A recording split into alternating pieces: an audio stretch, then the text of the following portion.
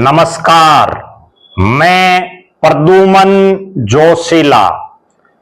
कल का दिन हरियाणा प्रदेश की राजनीति में दो नेताओं का राजनीतिक भविष्य तय कर देगा।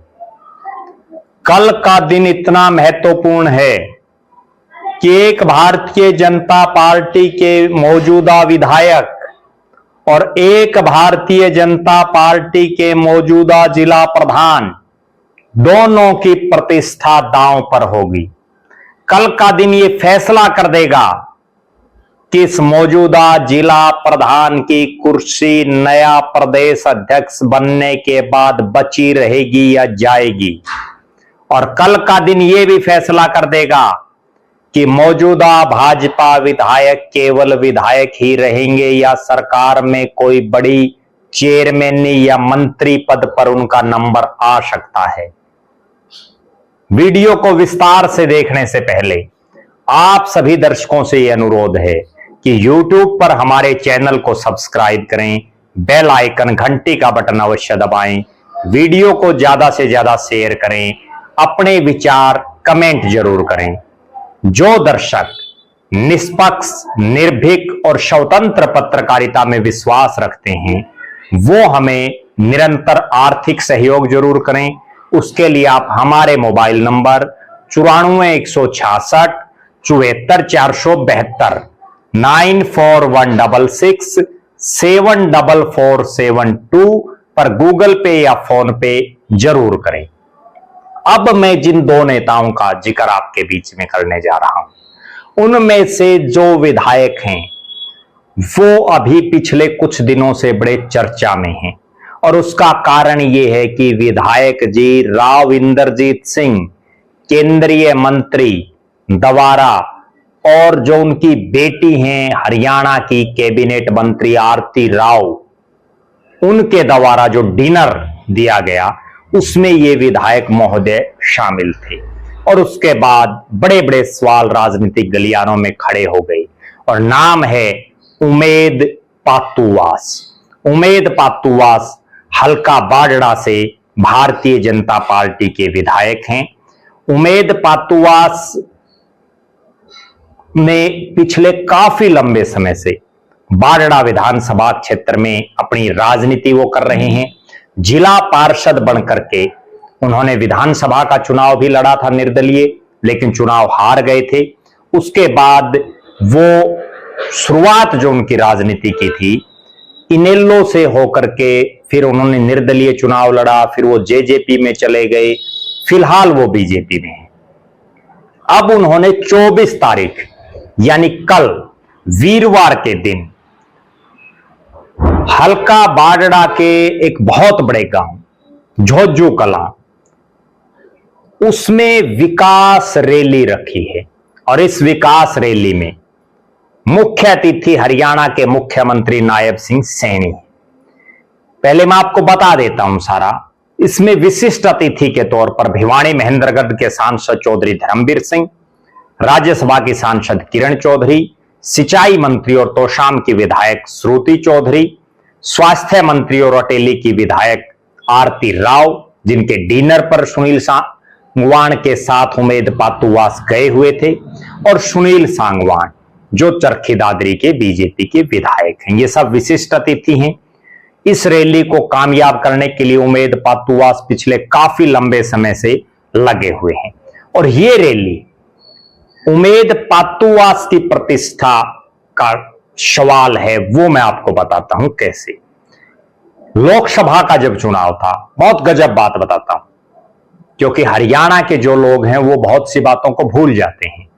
लोकसभा के चुनाव में भिवानी महेंद्रगढ़ से चौधरी धर्मवीर सिंह थे बीजेपी के प्रत्याशी, राव दान सिंह थे कांग्रेस के प्रत्याशी। और ये बाडड़ा किसानों की धरती है। इस बाडड़ा में कई किसान आंदोलन हुए हैं, क्रांतिकारियों की धरती है, बड़ा ऐतिहासिक गांव और ऐतिहासिक इलाका है। यहां का संघर्ष करना जानते हैं ये लोग। और उस चुनाव में जब किसान आंदोलन की बिल्कुल आग थी,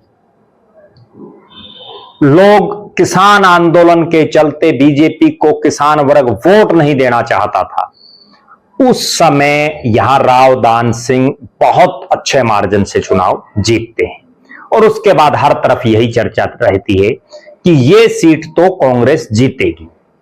क्यों? क्योंकि धर्मवीर सिंह जो खुद यहां से विधायक रह चुके हैं वो बुरी तरह से हार गए।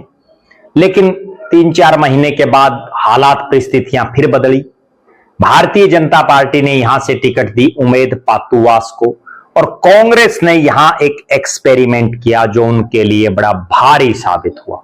और वो एक्सपेरिमेंट उन्होंने किया, लोहारू से हार की हैट्रिक बना चुके चौधरी बंसीलाल के दामाद सोमवीर शोराण गागड़वास, जिनका गांव लोहारू में है, उनको यहां से कांग्रेस ने टिकट दे दी। और सोमवीर शोराण ने भी इस चक्कर में टिकट ले ली कि कांग्रेस की आंधी है और लोकसभा में जब राव दान सिंह यहां से जीत सकता है इस जाटलैंड से, तो वो तो जीते पड़े हैं। यही उनकी सबसे बड़ी कमजोरी साबित हुई और चुनाव में लॉटरी लगी उमेद पातुवास की, क्योंकि यहां सुखविंदर शोराण बड़े मजबूत दावेदार माने जा रहे थे बीजेपी की टिकट के। भारतीय जनता पार्टी किसान मोर्चा के वो प्रदेश के अध्यक्ष थे उस समय। बारडा से पहली बार अगर कमल किसी ने खिलाया तो वो सुखविंदर शोराण मांझी ने खिलाया। उनके चाचा नृपेंद्र सिंह यहां से विधायक रहे, उनके दादा अतर सिंह मांझी यहां से विधायक रहे, बड़ा नाम उनका राजनीति में रहा। और उसके बाद सुखविंदर मांझी जो दूसरों को टिकट दिलाने का प्रयास कर रहे थे, उनकी खुद की टिकट कट गई। उमेद पातुवास की किस्मत जागी। उमेद पातुवास कई पार्टियों में रहे, वो इनेलो में रहे, वो जेजेपी में रहे, लेकिन ना इनेलो ने उनको टिकट दिया ना जेजेपी ने उनको टिकट दिया। टिकट उनको मिला आखिरकार बीजेपी में, जिसमें वो कुछ ही समय पहले आए थे। और उमेद पातुवास के ऐसे हालात और ऐसी परिस्थितियां बन गई कि वो चुनाव जीत गए। अब बहुत से लोग ये चीज मानते हैं और मेरा खुद का भी ये निजी रूप से मानना है कि अगर कांग्रेस पार्टी यहां हल्के के किसी स्थानीय नेता को टिकट देती, जैसे सोमवीर घसोला ने इंडिपेंडेंट चुनाव लड़के अच्छे खासे मत प्राप्त किए और भी बहुत नेता यहां लाइन में थे, अगर उनमें से किसी मजबूत शख्स को हल्के के आदमी को टिकट दे देती तो उमेद पातुवास चुनाव हार जाते। बहुत से लोग ये मानते हैं कि तुक्के की जीत है, ये कांग्रेस के गलत टिकट वितरण की जीत है। अब इस चीज का फैसला कल यानी 24 तारीख को हो जाएगा कि कितनी भीड़, कितनी जनता बाडड़ा के झोझू कलां के खेल स्टेडियम में नायब सिंह सैनी को सुनने के लिए पहुंचती है उमेद पातुवास के बुलावे पर। यह स्पष्ट कर देगा कि उमेद पातुवास की जीत तुक्के की जीत है या उमेद पातुवास की जीत उनके संघर्ष की जीत है। क्योंकि मैं उनको निजी तौर से बहुत वर्षों से जानता हूं। जब उन्होंने संघर्ष किया था, पैसा बहाया, खूब दिन रात मेहनत की, तो वो चुनाव हारे, उनको टिकट भी नहीं मिली। और जब वो शांति से बैठ गए, बहुत ज्यादा नहीं संघर्ष किया, तब उनको टिकट भी मिली और वो विधायक भी बने। अब ये तुक्के से विधायक बने या उनकी पुरानी मेहनत का परिणाम रहा, ये कल 24 तारीख को पता चल जाएगा। दूसरे शख्स सुनील इंजीनियर हड़ौदी गांव के हैं, बारडा हल्के में ही पड़ता है, जिला पार्षद भी हैं, चौधरी धर्मवीर सिंह के नजदीकियों में है, धर्म सेना में काम किया है, वो जिला प्रधान है भारतीय जनता पार्टी के। सुनील इंजीनियर के जिला प्रधान बनने के बाद बाडड़ा की धरती में पहला बड़ा प्रोग्राम है। इस बड़े प्रोग्राम से यह भी तय हो जाएगा कि सुनील इंजीनियर की कितनी पैठ है इस हलके में और इस इलाके में। क्योंकि अभी जब नया प्रदेश अध्यक्ष बनेगा उसके बाद वो कुछ एक जिला प्रधानों को हटा भी सकता है, कोई बड़ी बात नहीं है, बहुत बार हमने ये देखा है। तो हटने वालों में नाम आएगा सुनील इंजीनियर का या उनको शाबाशी मिलेगी और वो लगातार इस पद पर बने रहेंगे।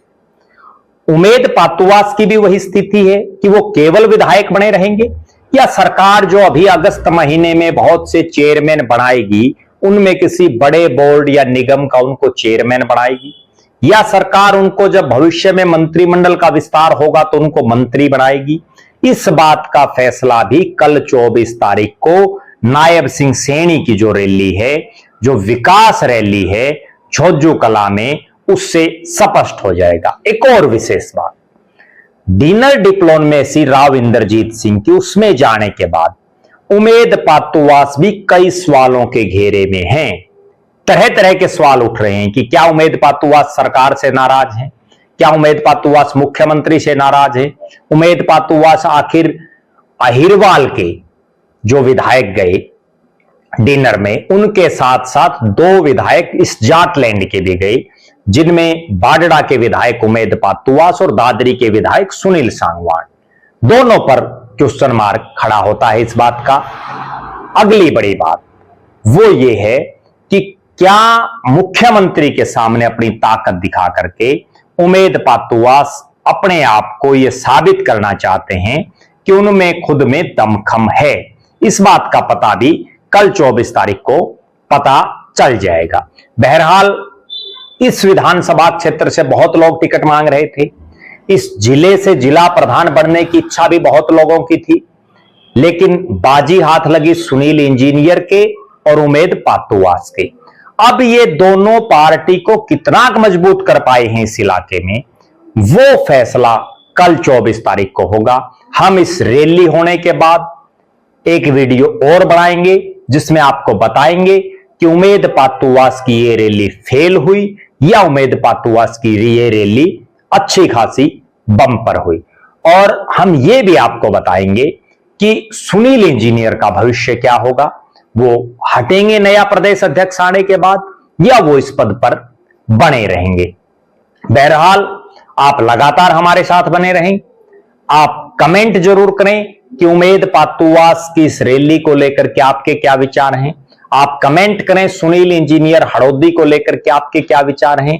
आप ये भी कमेंट करें कि राव इंद्रजीत सिंह की डिनर डिप्लोमेसी में जाने के बाद क्या उमेद पातुवास और सुनील सांगवान सवालों के घेरे में हैं, जिनको लेकर के उन्होंने ये रैली रखी है मुख्यमंत्री की, वो मुख्यमंत्री का दिल जीतना चाहते हैं।